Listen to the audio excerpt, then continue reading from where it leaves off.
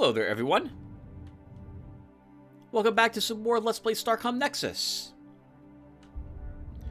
In the last episode, we ended up doing a bit more combat than I would have liked against the Gortanu, and discovered that we had a ship that wasn't really prepared to deal with the amount of drones that the Gortanu use in their fleets. We spent some time trying to navigate around them in the end, to explore planets held in their area after making enemies of them. Well, I think we accidentally hit them once or twice, and we also destroyed sentinels in front of them, which is a good way to get them angry. We ended up finding a sentinel superbase and destroyed it. And then, at the very end of the episode, we found...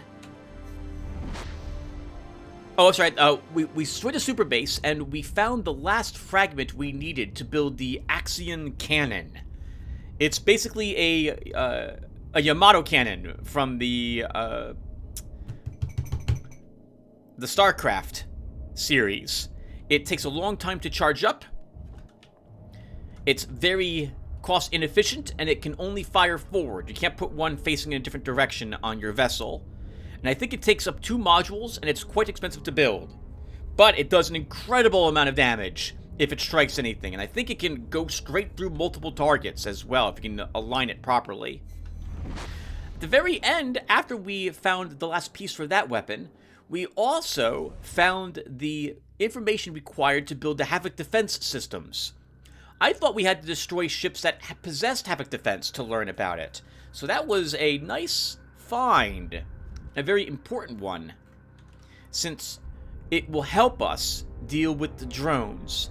I don't know if it's going to be enough, but we'll give it a try this episode if we make enemies of the Gortanu while exploring their area. We unlocked the warp hopper as well, and we're going to give it a try today. We've also got a new ship, 1 habitat module to bring us to 50 crew, 8 plasma turrets, 4 missile launchers, and 4 Havoc defense systems are on this ship. We'll show off Havoc defense by going to some place that has asteroids, since Havoc defense will activate there too. But first, let's try using our warp hopper here. So, we keep being repelled by this, as that one Arona is. It's trying to bounce, it's trying to go towards that, and it can't get to it. The warp hopper will probably allow us to access it by getting close enough to actually go into the antimatter anomaly. But we gotta be a little careful. The Arona are all over here, and the warp hopper doesn't let us fly. It doesn't teleport us from location to location. It lets us get there extremely quickly. First, though, we're going to trade. Oh, wow, we have 522 adamantine. We don't actually need 12 adamantine. Oh, that's pretty funny. That's interesting. So if I well, I was in conversation, the game, like, queued up the repulsion effect from the antimatter distortion, and then flung these ships away. Can we get that to happen again? I'm just curious. If I talk to you, Arona, and I say I want to trade with you, that's fine. Yeah, look at that! That's pretty funny. Alright, so let's show the warp hopper. You hold down the button to activate the warp hopper, and it will begin to show you, to tell you, how far away you'll jump. I really wish it showed you where you would jump to, assuming it was on screen, because it's rather difficult to make the judgment here, since I don't have any tools to measure where I am in comparison to where I'm about to go. But this looks like it's about 200 meters away from me, judging from the fact that these things are like 173. So, let's try getting to about 200, and then we release the button, and we go ahead and warp forward. No. We did not time it correctly. We jumped out of it. Okay, let's try this again.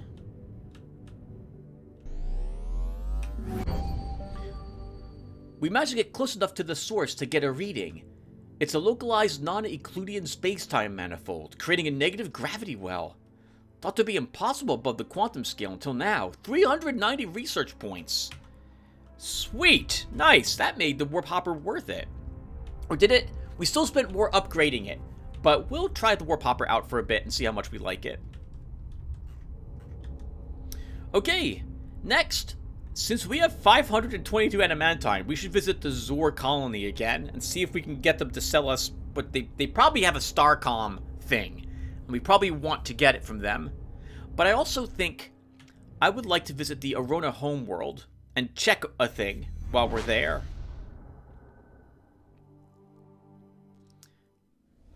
We need more Cobalt 60. And that's the resource that the Vendari use as their currency.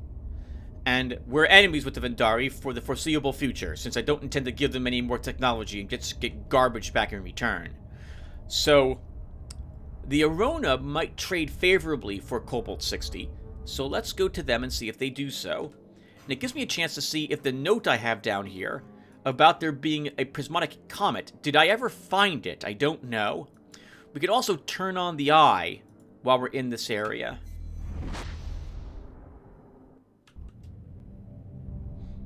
I had originally wanted to not turn this on to keep the Arona homeworld.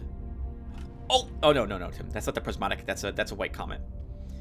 To keep the Arona homeworld from ever being connected with the rest of the galaxy, since I was worried about the phage early on. We're not.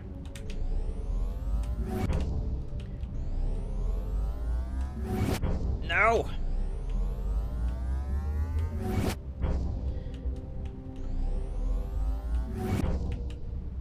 I want that. Ah! Oh, I can't get it. Okay, well, that sucked. All right, now we're far away from the planet that has the pillars on it to turn on the eye. So let's just go here instead. And we'll visit the home world. Then we'll fly to where my note is about the comet and see if indeed we didn't find it. Because, guys, it's been a long, long time since I've been here in real life. Okay, that tells us that we did not actually find the prismatic comet. Okay, well, we'll have to go look for it. Actually, I'll do that off screen. Let's trade with the Arona while we're here. I think this is their main nest. Yep. By the way, what does this consist of?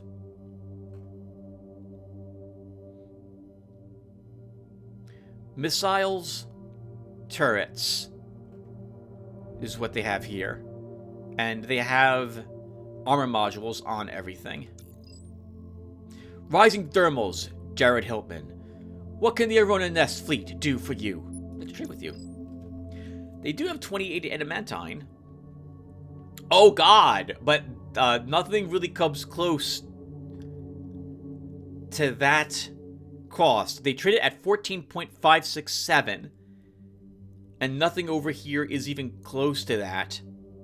Well, I accept neutronium, which is 2.3. But the Uku trade adamantine at like a value of 7, with a neutronium of a value of 2 something. So adamantine is not a good thing to trade with the not a good thing to trade to get from the Aronas.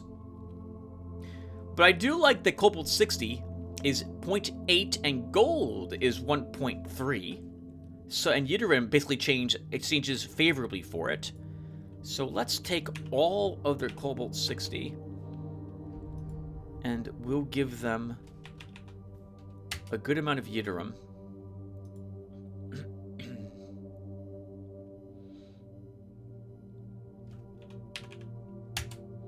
Nice. Guessed correctly based on what the values were. An even trade.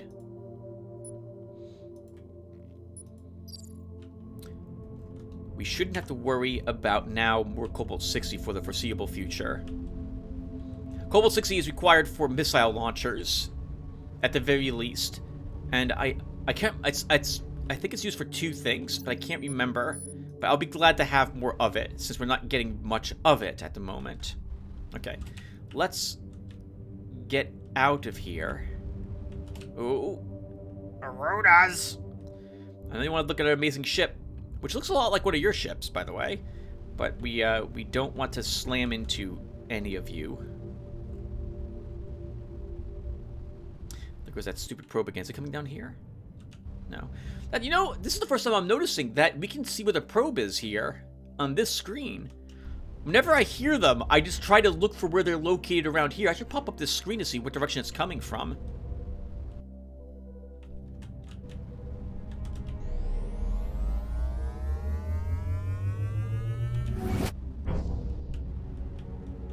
Oh, Arona, no!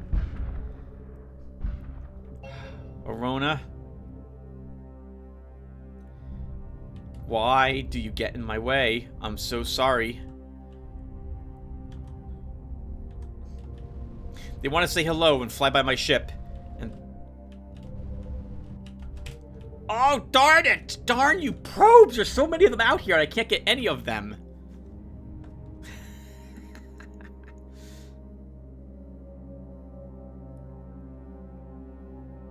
Okay, let's survey the planet. And we turn on the eye.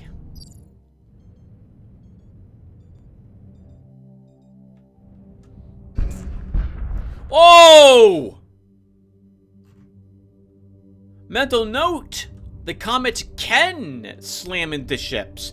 I thought it wasn't able to do so, because I thought it hit us one time. Interesting. It just pulverized an Arona striker, though. We should probably keep away from it then, with that in mind. There's a ship we hit earlier. It's missing a wing. Alright, let's get out of here. And we'll go back to the Gortanu now.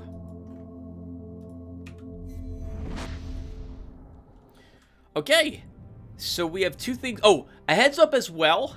It just occurred to me that yesterday off screen, at the end of the episode, I spent about 2 hours just designing ships because I could. The Gortanu are probably not hostile with us any longer. I'm guessing they're going to be neutral. So why don't we go to the ice planet first, which is right here, and check if they're neutral with us. Yes, they're neutral with us. Okay.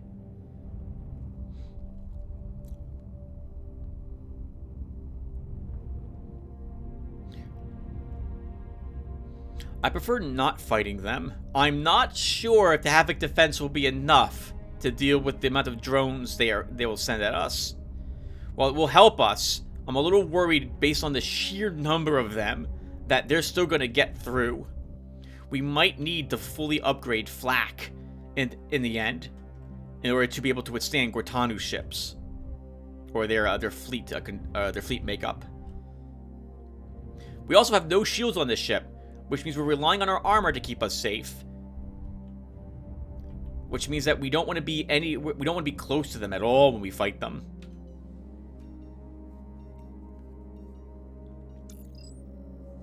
Just as the smuggler's message had said, the team finds a smooth lake of ice at the prescribed coordinates. Sonar scans pick up a faint signal below. Using thermal radiators, the team is able to excavate down about 15 meters where they find a small lead coffer. Inside, they find an assortment of artifacts, including what appears to be part of a sentinel. It's heavily damaged, but the neutronium leg and part of what must be its neuroprocessor are intact. Plus 5 neutronium, plus 75 research points. And hopefully the Gortanu never ask about it. Can we give it to them? They're not going to care that we were fighting each other.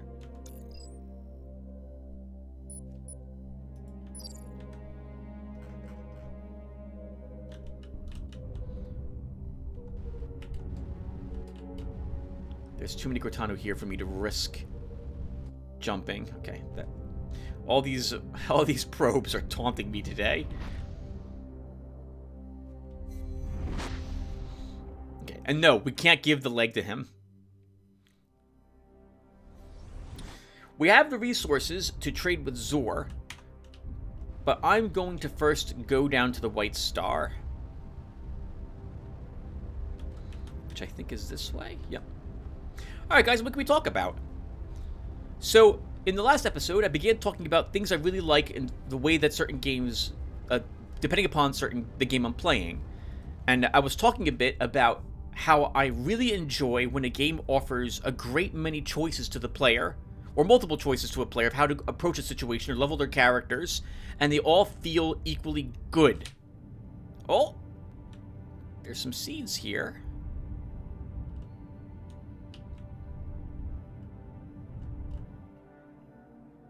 Oh, interesting. We're all done with seeds. Or at least we don't get any points for those ones. It would seem to me that in the direct opposite of this is when a game offers you many choices, but many of them are useless or not very good compared to others.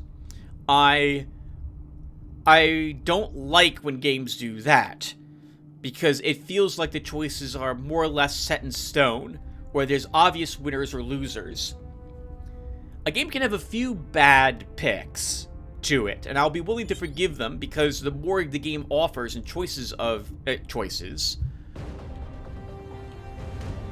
Hold on. Let me destroy this. So this will give me a chance to see if the Cortana go hostile, which I think they probably will.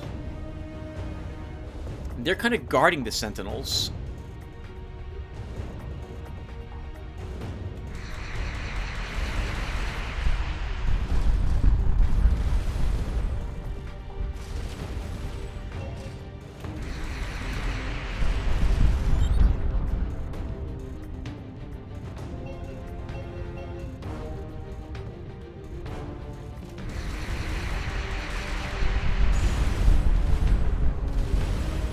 Being very careful to pick them apart without hitting a single Gortanu. This is a lot of eviscerators. This would be... Every one of them launches a squad of like 24 drones. That would be 100 drones. That would be way too much for Havoc defense systems to kill them all. Okay. What were they guarding down here? A water world. I hate you, drone. You're gonna get away from me, aren't you? Oh, Cortana, you're in the freaking way! I was gonna jump, but that would be a gigantic mistake.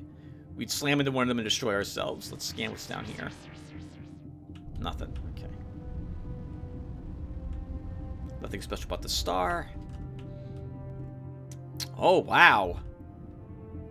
I like the different colors on this planet. I'm guessing this is gas related? Last time we saw a planet like this, we got some yttrium for it. Why don't we see if there's more yttrium on this planet?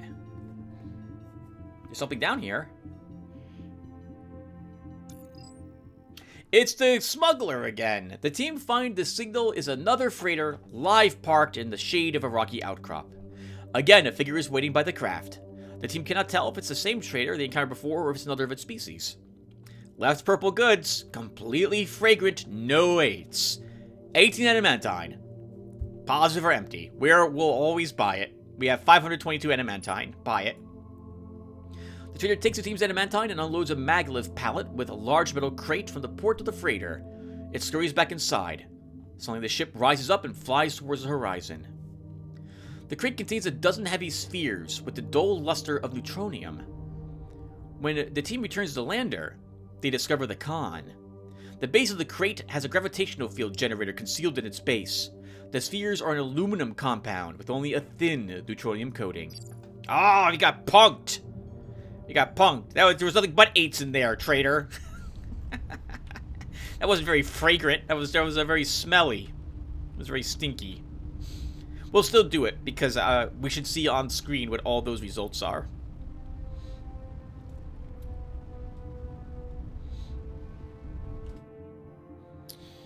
I'm guessing there's something special about you all the way out here, Ice World.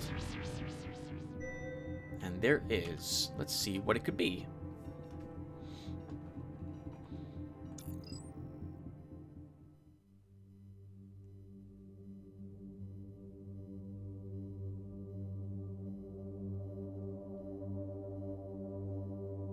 Oh my goodness. Okay, so we apparently have a device that interacts with whatever this is in some way. This must be the status thing we found, or we purchased. Wow. All right.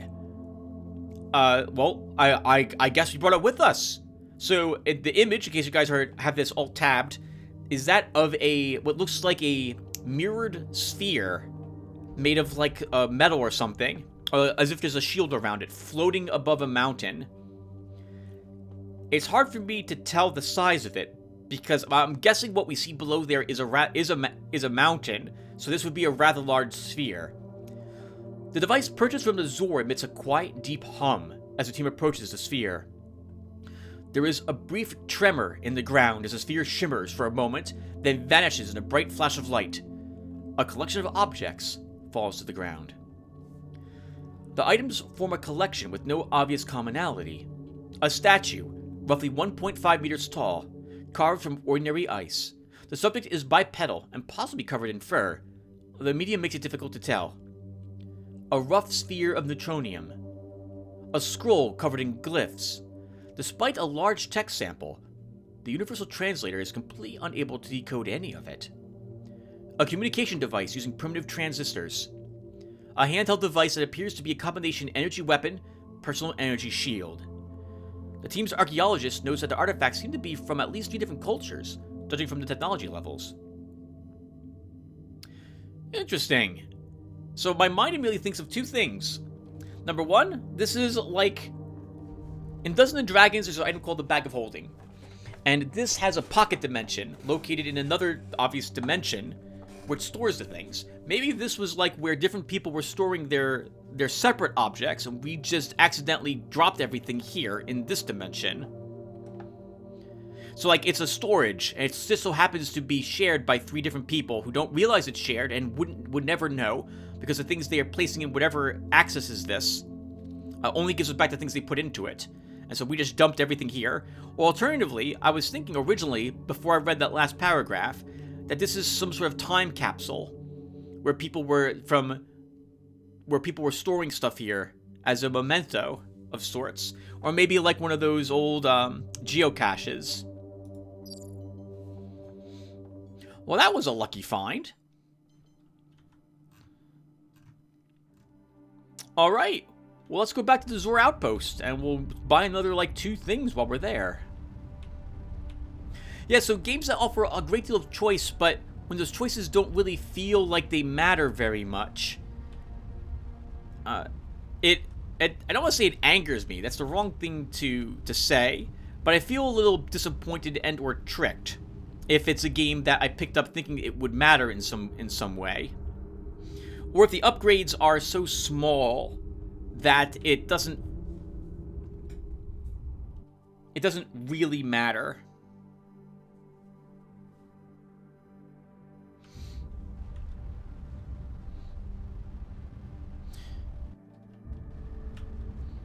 I got distracted. I'm sorry, everyone. Give me a few seconds. Actually, I'm going to cut the recording really quickly. Let me see. I saw a message pop up on my phone. I have to go check it. So give me a few seconds. I will be right back. Alright, guys. Back. Sorry about that. Let's go ahead and hit up the Zor Guild Outpost again. Greetings again, Agent of Starcom. Your custom is always welcome here. We expect only serious inquiries of our items. For that reason, we impose a nominal fee of 5 adamantine to view the current lots. That seems fair. We offer the following artifacts from across the galaxy. Oh, they've switched a bit. A translucent scroll with 2 stickler diagrams and additional markings. 33 adamantine. That may help us translate maybe the other weird diagrams that we received earlier when we opened up that orb just a little bit ago. A machine capable of manipulating hypothetical realities. 51 adamantine. A flat disc auctioned off the estate of a telepath who died of terminal insomnia. 25 adamantine.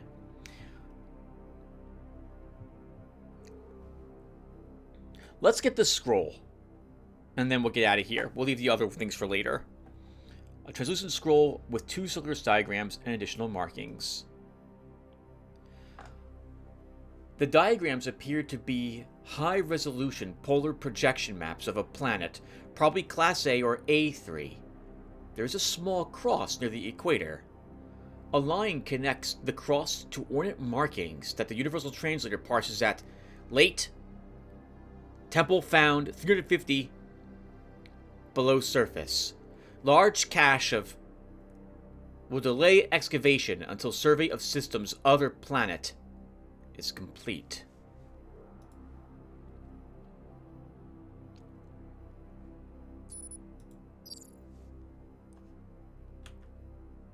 So I would need to find an A3 or 2 planet that has one other planet in its system.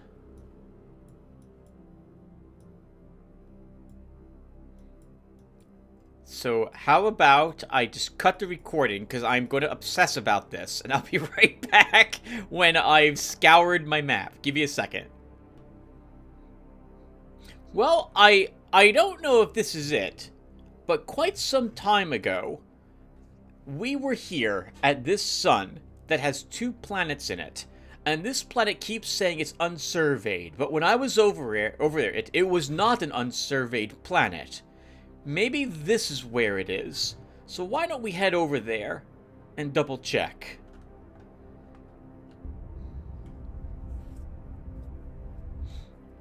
While we're jumping, we can go back to Kite Station and see if we have enough research to unlock the Axle Cannon. And I can show you guys a bug that I discovered. In fact, I'm going to make a separate video on it, actually, so I suppose I won't show you, because it's going to be uploaded separately, so I can show the developer of this game the glitch. It's totally, I know what's causing it, in so much that it's obvious to me when I look at, I guess we'll show you on screen, and I'll just make a separate video. First off, Chief Engineer Lieutenant John Chang has something for us, so let's talk with him. Probably another thing he's discovered out in space. Stellar spectrography detected a brief gamma beam flicker on our long-range scanners. I've set the coordinates to Final Hope. I don't think we've actually lost any crew yet this episode, which is a nice change. And we have the resources necessary for the cannon. No, we don't.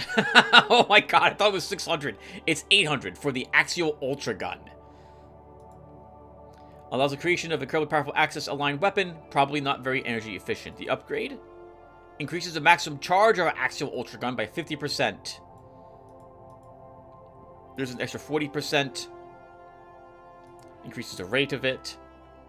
15% increases the damage. Nice. Well, I guess we'll just hold on to some of our funds for that. Actually, I want to spend a little bit more money. So let's grab nanofiber reinforcement. It gives all modules an additional 75 armor rating. There we go. A little more resilient for our current ship. Okay, and now I'm going to show you guys the bug. And then I'll reload our current ship. So when it comes to loading blueprints that you cannot use, access because you don't possess certain things are grayed out. We can't build the Yamato battleship because we require the Axial Ultra Gun, for example. The same thing with the Faustian carrier. But there's a glitch with this. Something that didn't used to be the case, I think, but now it is. And this used to forbid me from loading things like the Protoss carrier I made here. Because this requires 65 modules, and we've only unlocked 55. Our research for ship sizes is currently at Behemoth class, not Dreadnought class. But I can load the blueprint, because the blueprint doesn't have that requirement here. And I can leave the station with it. So, as long as I've created a ship before, which required more modules than I have access to, I can actually take it out for a spin. It seems a bit cheaty, so I'm not going to do that. But I thought I would show you guys that that had happened.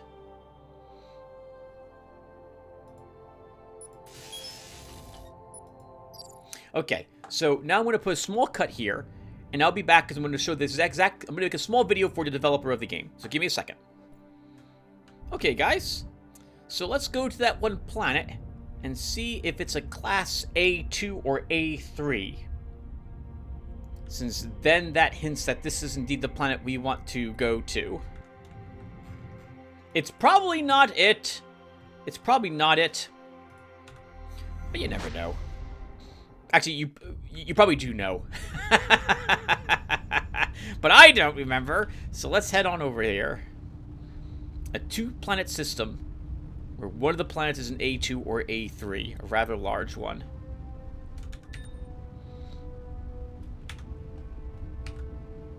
Okay, right. So back to games. So let me make sure I'm also pointing the right way. That's good enough. So other things I like, so it looks like it depends upon the game type. Oh my god, what the heck? That was frightening.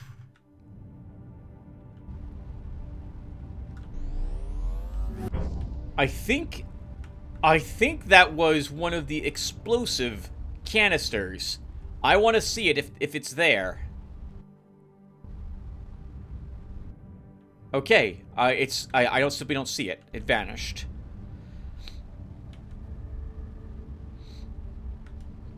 Because I want to destroy them. I don't want them around in any area that I could be potentially flying in the future, which is any... Oh, God! No, it's seeds. That's seeds.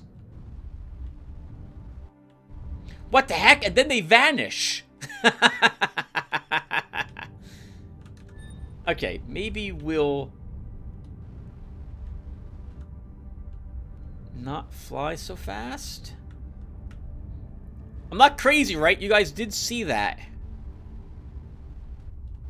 I think the game might be spawning something here because it sees me looking at this while I'm flying. Anyway, so for first-person shooter games that I tend to play, I like it when the difficulties for the game increase the number of things I am killing, as opposed to making those things stronger. Or I prefer it if they give additional powers, or you have new, stronger creatures present. In this game, increasing the difficulty increases the amount of things you have to fight, but also increases their hit points, their resilience to your attacks, and makes them do more damage, I believe, as well. Which is not honestly to my liking. I would rather there be more things. But I know why they have to make it tougher, because otherwise, if you have a decent ship, you'll just annihilate everything and just get all those delicious materials when you're done. Nothing really stops you from doing that right now, though, anyway, I suppose. We've been killing plenty of ships, and the amount of cargo that we possess, the materials, all those resources, is now quite lavish. I really like it. And hold on, we're about to approach the planet. We'll be able to tell right away. No, this is too small. This is too small, and there's nothing on it.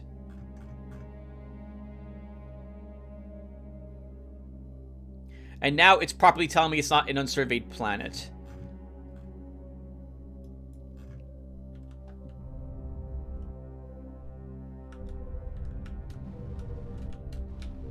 You're not getting away from me, drone.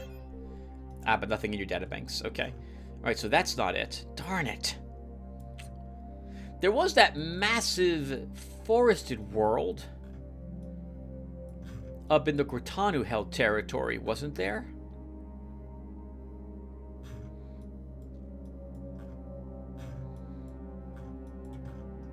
this was it.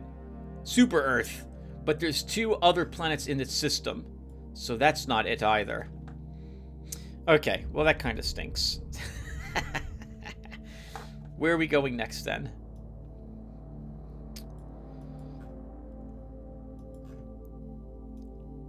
I can cut the recording and look around for another planet. Why don't I do that? I'll be right back again. Everyone, I didn't find the planet yet, but I just noticed that we left the stratosphere here as well. Let's go and interact with it, since we did pick up the one device from the Zor station. So we'll go ahead and get it. Now, I have no clue where that one planet is. Looking around at what I've revealed so far, so I'll have to take a peek off screen. Heads up that while I was looking around, I heard something warp in. I defeated a bunch of sentinels, and I grabbed another swarm probe, but the swarm probe didn't have anything on it or in it. Where is that ordnance? There you are.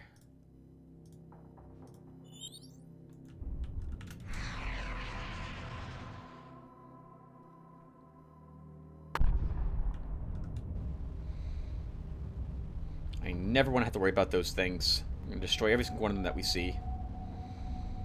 Okay, so I just realized that's a A3 planet.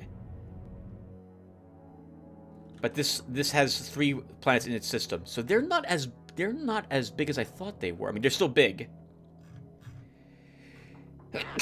Maybe I should just be looking for any system that has 2 planets then.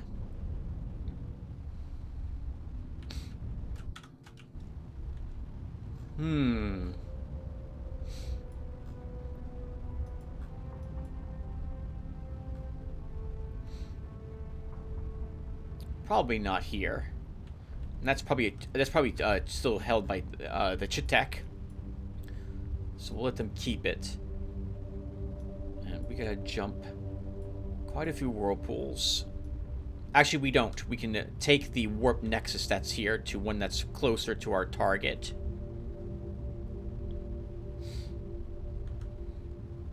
Sorry, I saw the word adamantine over there for a second. I thought, ooh, maybe we can swing by and destroy the scrap, but we don't really need to do that anymore. We're good on adamantine at the moment.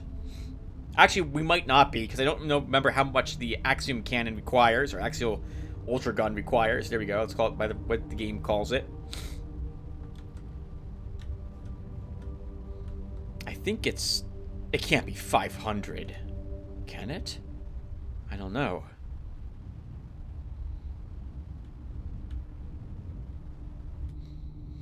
I should know. Well, actually, I guess I shouldn't know. It's been a long time since I actually built it. Last time I played the game. Okay, let's jump here.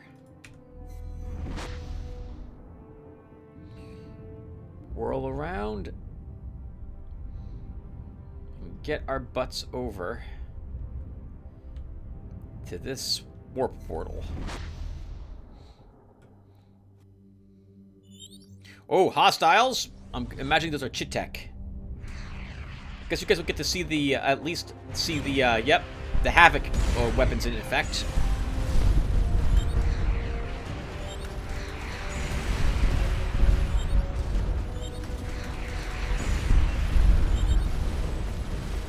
I tend to place my Havoc defenses everywhere. So this way I'm protected by all sides.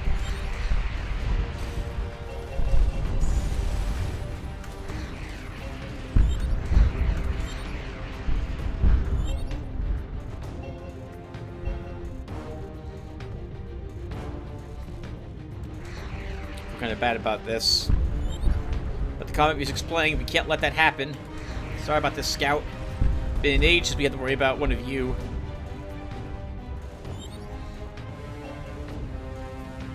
Single destroyer. Oh, that sucks, Chitek. Once again, I can't really blame these guys for having the opinion they had when we warped in, that we were the ones who destroyed their base.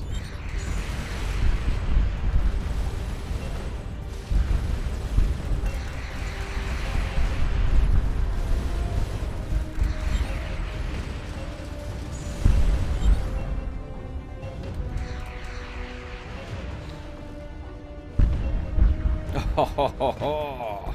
Nice. Alright, let's break open this status sphere. I never did this before. I never saw the object to open them up. The device purchased from the Zor emits a quiet, deep hum as the team approaches the sphere. There is a brief tremor in the ground as the sphere shimmers for a moment, then vanishes in a bright flash of light. A collection of objects falls to the ground. Most of the items are inscrutable.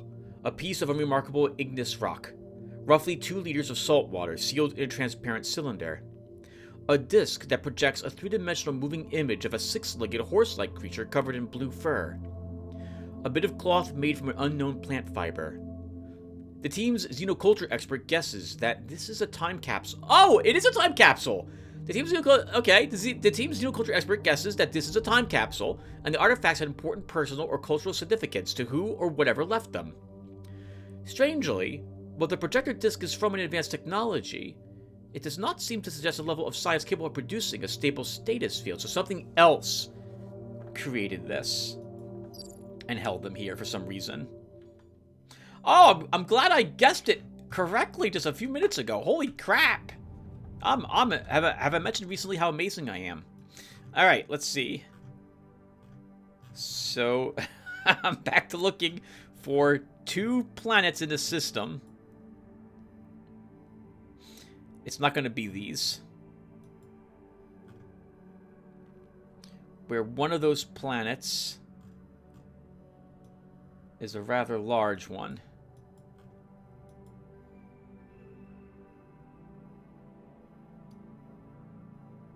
I'm going to assume if we already had an encounter on the planet, that we won't find it. Well, that's not necessarily true, Tim. You've had encounters on planets before.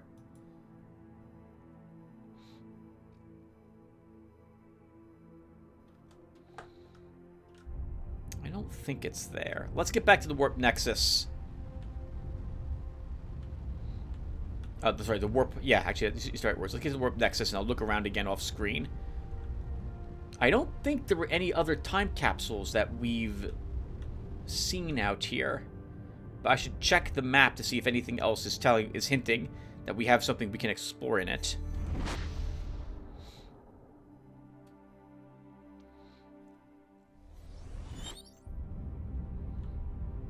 Oh, fine.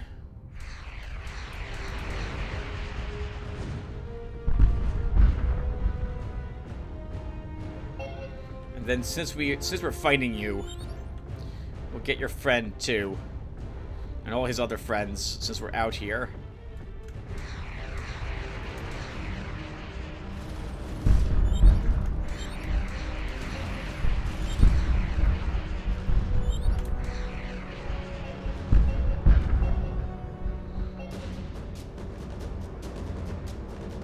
I hear the combat music. There's probably more out there.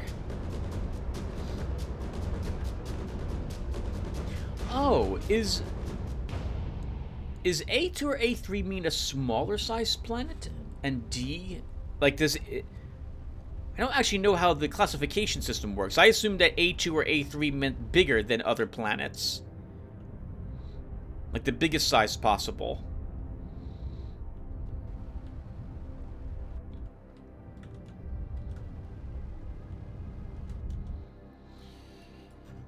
Okay, so... let's go here. I'll cut the recording and look around again to see if I can see any place that has just 2 planets in it. I've been avoiding looking at the Arona-held space because I doubt it's down there.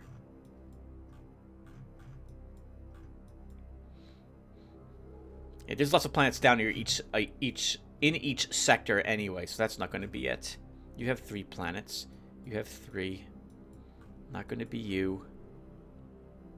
You're the fractal graffiti, and this has cobalt fission. Only 2 planets, but... oh, no, sorry, 3 planets, so you can't be it either. 4, 3. 4, 3, more than 2, 4. The telescope we did not interact with. 4 planets.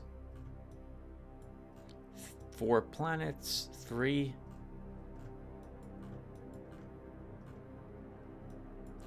3. 3. 3. I guess we're doing it on screen. 4 and 3. 3. So it's not in this area. You have 4 planets around you. We have 4 around you. Okay, so it's not here. We were just over there. It's not there. Great Skull, no surface anomalies. We could check this one, but I don't think it's there.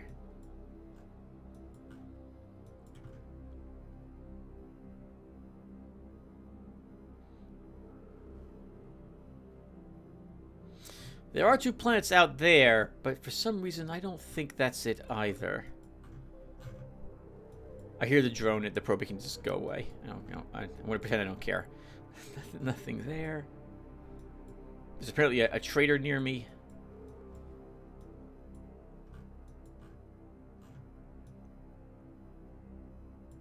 It could be right here. Angry Sea, no surface anomalies. I don't think we found it yet.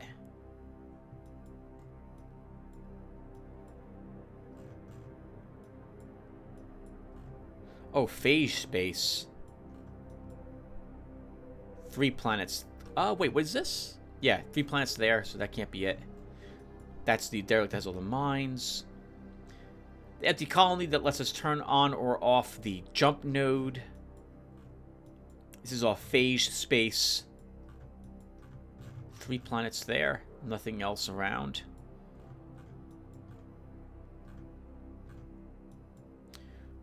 Only 2 planets here. Okay. It's Vandari held space, so we're gonna have to deal with them. Let's go here and check that one planet.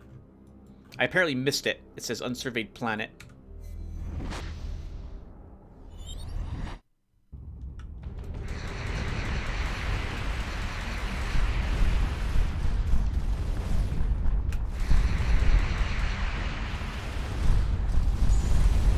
Vandari, no one likes you. You keep pestering every single person.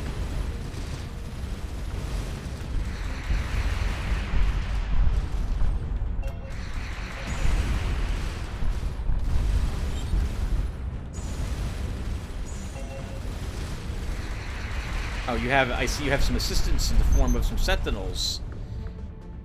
Oh, Tim, you have those shields. You might want to stay away from suns for a little bit.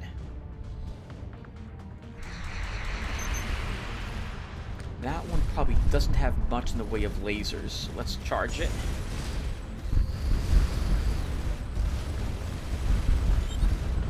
This friend does, though. Uku Trader, this is a bad place for you to be. We don't need any of your goods at the moment. We need you to stay away, so we don't accidentally kill you.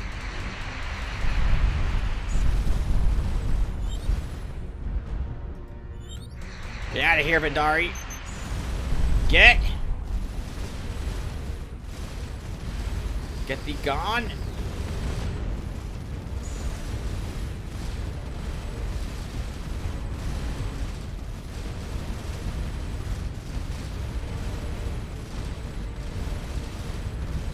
I liked him that you're slightly off mark.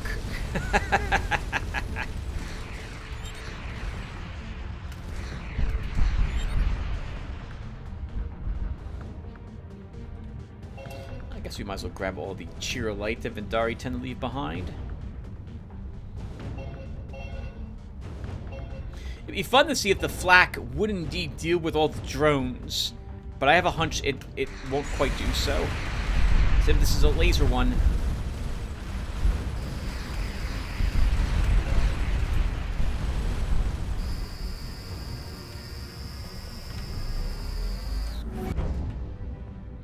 I should be using that a lot more often.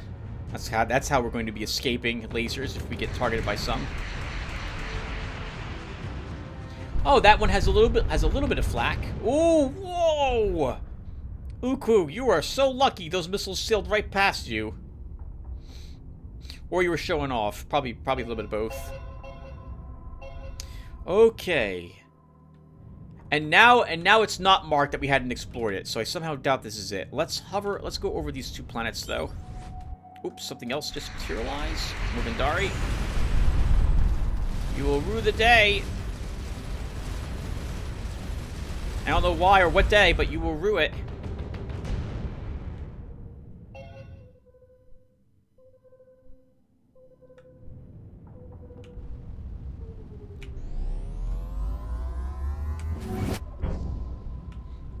Okay, we're not catching it. Let's go over this other planet.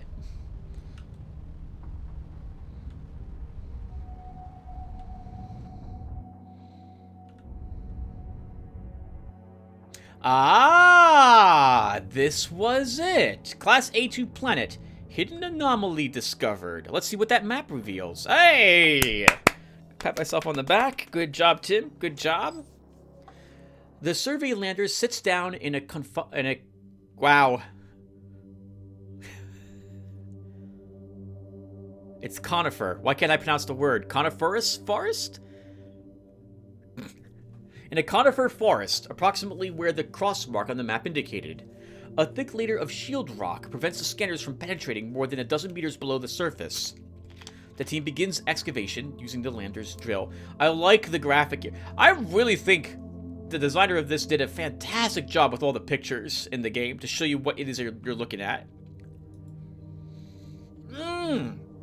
Oh my god!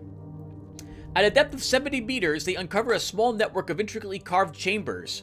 Erosion by aquifer has erased most of the details, but at one point they must have been spectacular. In a natural pool in the largest chamber, they uncover a collection of ceramic urns filled with coins.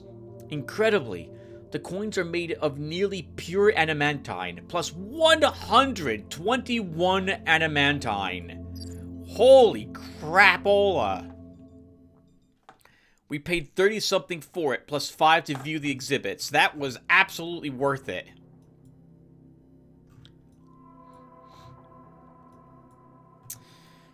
Since we're in the area,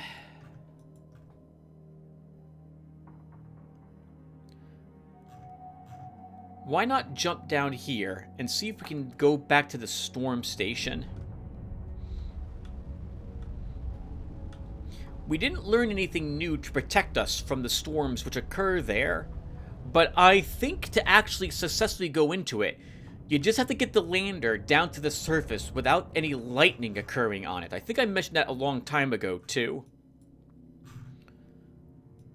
So let's see if we can manage that.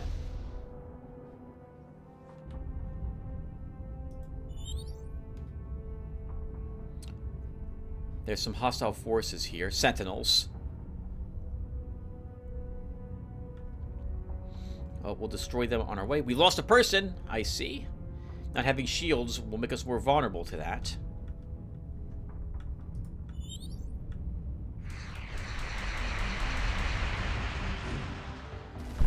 Oh, wow. That thing just slammed into us. That sucked.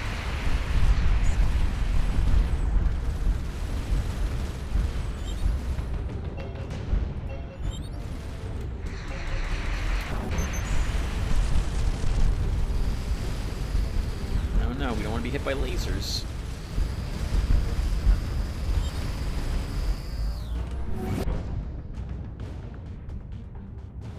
Yeah, we should be using the hopper module to get in and out of combat and utilize our missiles where possible.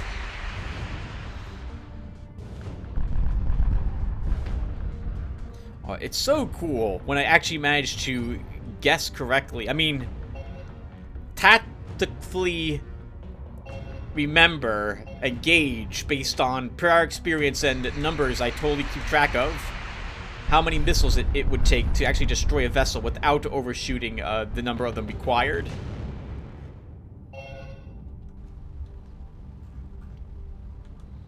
Alright, to the storm world.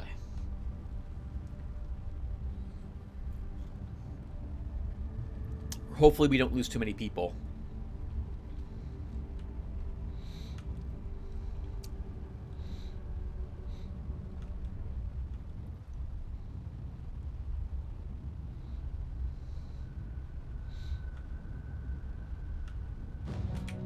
Oh, we have hostiles.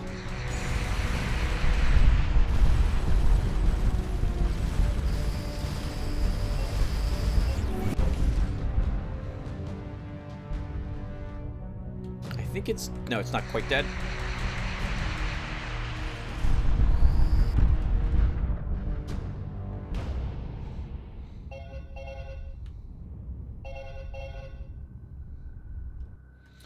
Okay. So I don't know how we time it. I mean, we time it, I'm pretty sure. Let's just see if we get lucky.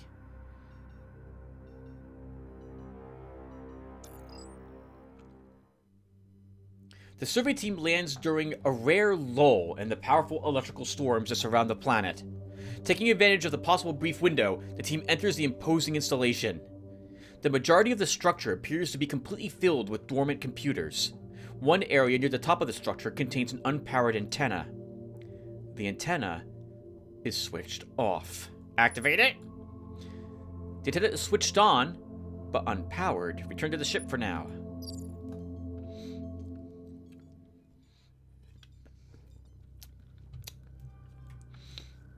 You probably need to spend more time down there.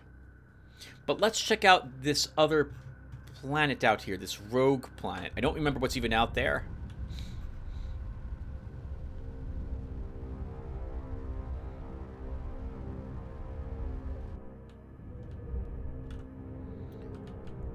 The drone's going the opposite direction. Did we, by the way, investigate? Oh, we did turn these on. Okay. That's such a cool, by the way, effect. I really like the blink. It reminds me of like a buoy in like a storm or something like that. You're supposed to follow the beam to get to the next one. Or look for the other lights. I thought that was a really nice effect. And what is down here? I don't remember. The Lonely Tower remains unchanged. Its massive machinery still broken. Oh, we probably required something then to fix it. We have tons of materials, so let's make the repairs. Oh God, that was expensive. 500 titanium and 100 platinum. We have some left over, so that's not so bad. The team spends several days fabricating and replacing the damaged components. Once repairs are complete, the tower comes to life. Previously concealed areas open up, revealing a vast network of terraforming systems that spread over hundreds of square kilometers. It will be centuries before the planet is habitable, at which point presumably some species will revive its population. For now, the team collects a wealth of information on the civilization's planetary engineering technology. Oh, wasn't there a request by, like, someone here or in the computer system that asked us to start this up if it hadn't been? I think that was the case. 300 research points is a nice reward for that. Titanium's not that hard to get. All we have to do is go back to the Citadel and let our Havoc defense... Oh, do the work! We should end by showing you guys that as well. Do we want to risk turning on the storm system while we're in the area? I think we'll make one attempt. So let's try this again.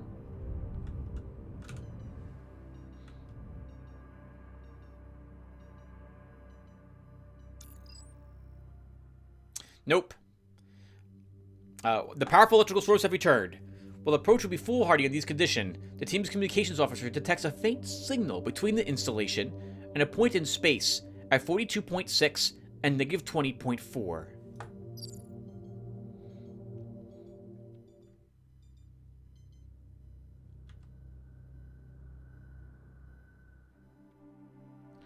Negative 20.4.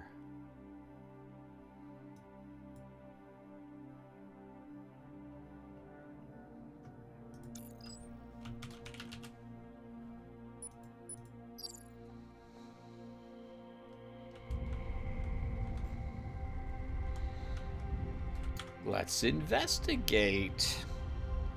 I don't think I ever returned a third time to the storm installation, so this will be new to me, too. I'm so glad I didn't explore everything, because it gives us a chance to do this right now, together, and see some things for the first time for this game.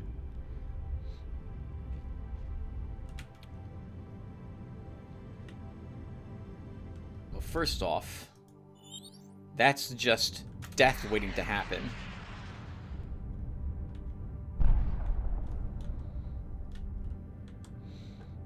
Oh, and the only thing out there was the ordnance? So was it a trick to try to get you to, Oh, unless that wasn't ordnance, but I'm pretty sure that's what it was. Oh no! Did I blow up the super secret thing? 1 second. What was that last anomaly survey? 42.36. Okay, 42.36. So not there. Over here.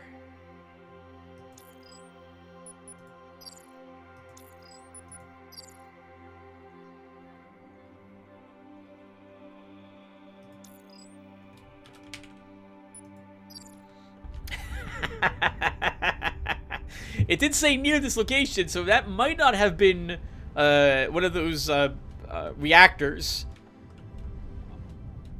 Oh no! Why does it do that? Oh, I might have done a bad thing. Oh, 20.63 as well. Okay, so I'm completely off. 20.63. Wait, was it again? Oh, no, hold on. That's the storm station. So I want to click on this. 42.6. 20.4. 42.6. 20.4.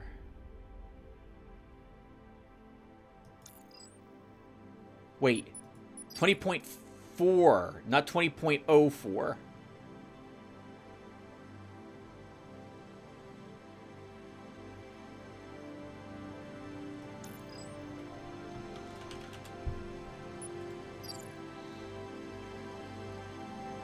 One more time.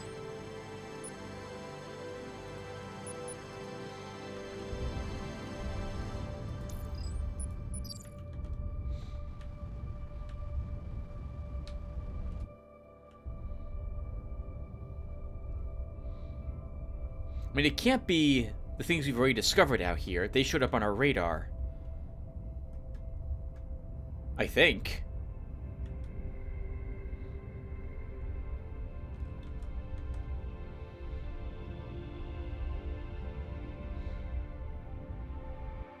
Well, there's nothing here, though.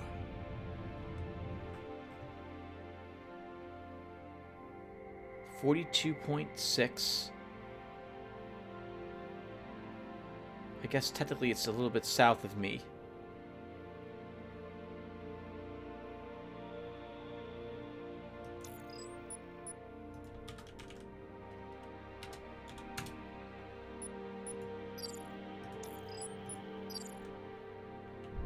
But like it's going to be on screen already. It's not that far away from us. Okay, so 42.6x minus 20.4.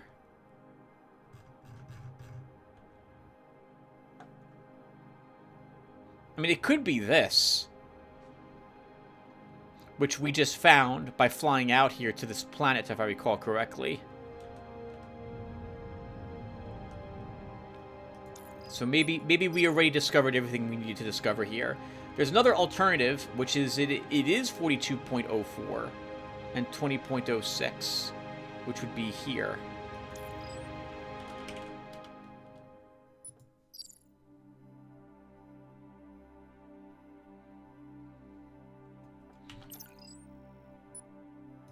So let's go out there, and if it's not there, we're done.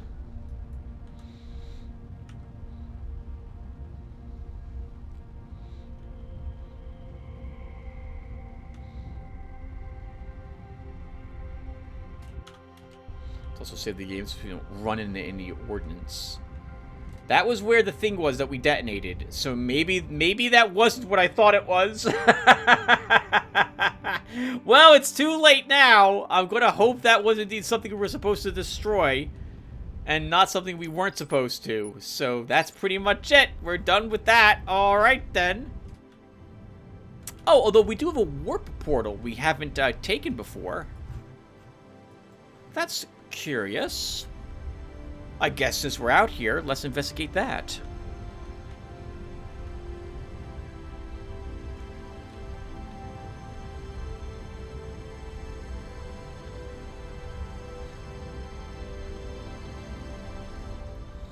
What the heck?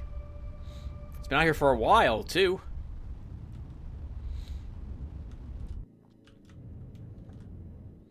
Wow, the beam of light is going into this, and we never took it. Alright, well, let's head on in.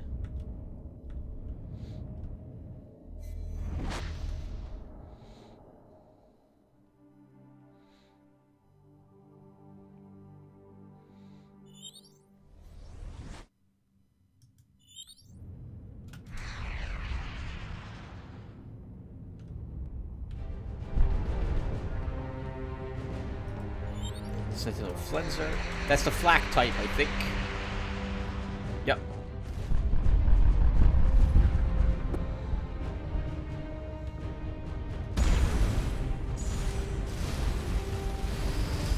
Tim. You don't really want to exchange firepower with lasers. Not without shields.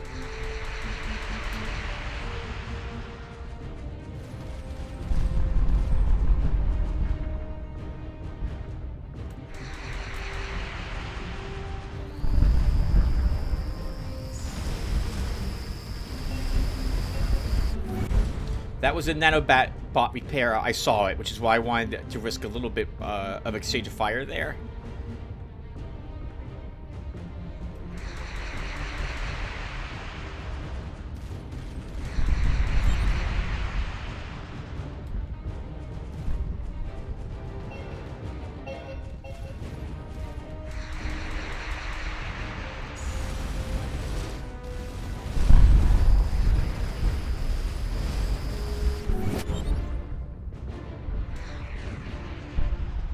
There's another sentinel up there because those missiles are snaking.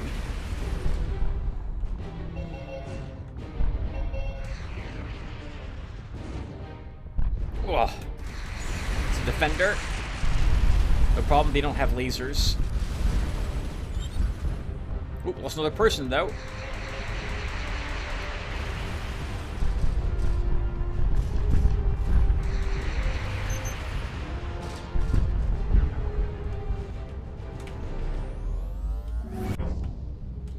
One of these days, it's going to be so cool. I'm going to go ahead and use the warp hopper. I'm going to actually catch the drone. And we've been here before, so we just didn't take the warp node, the warp portal here or back. All right then, guys. So why don't we end the episode by going back to Kite Station and seeing if we got what it takes to unlock the axial cannon.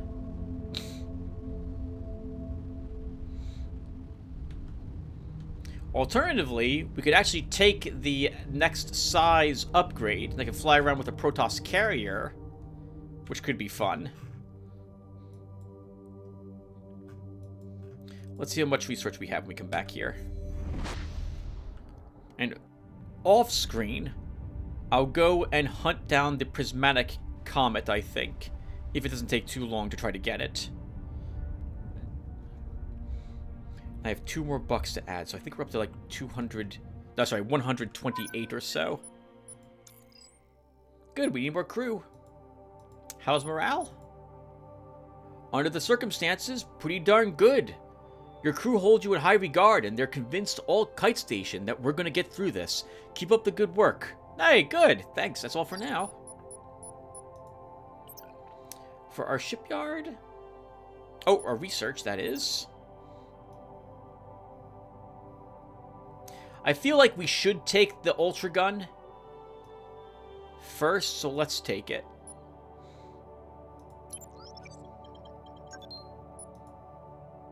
Can we actually attach it to our current ship?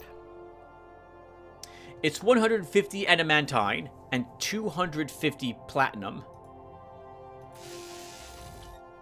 We could add it to this vessel. Interesting. Oh, that's also interesting that it takes 3 slots. We have exactly what it takes on our current ship to attach it to it. How about that? It's like fated that we should do this. Let's show you how it works. I've got the technical brief from the new axial ultra gun. I don't think technical writing is Dr. Pillman's strong suit. I'll paraphrase. Congratulations on your new axial ultra gun, the perfect tool for making holes in things from far away. First, if you've got multiple secondary weapons, cycle through them until the console notes that the axial ultra gun is selected. Make sure your vessel is oriented away from any non-hostile targets. Begin charging while holding down the secondary weapon trigger. When the ultra gun is ready to fire, a fine guide beam will become visible. Release secondary trigger to fire. Alright, let's give it a try.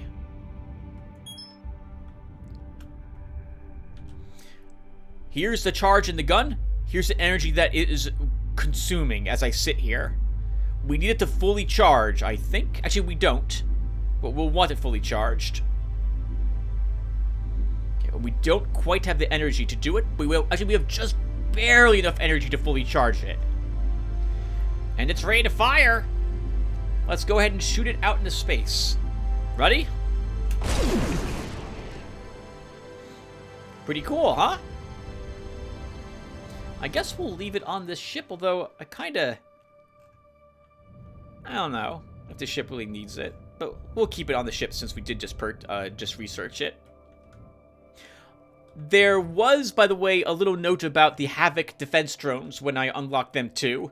Apparently the documentation was rather, how did she phrase it? Let's see. If I go to all and I look for Havoc. Oh, okay, no.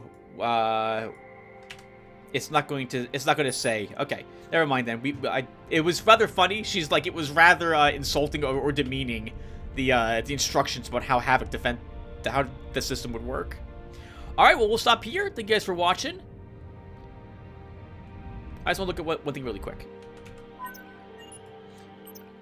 Our ship speed is 26. Without this, it's 28. It's not that big of a difference. I guess we can rely on our hopper to get us out of hot situations. We'll keep it. I don't know. I like to look at the ship without it, though.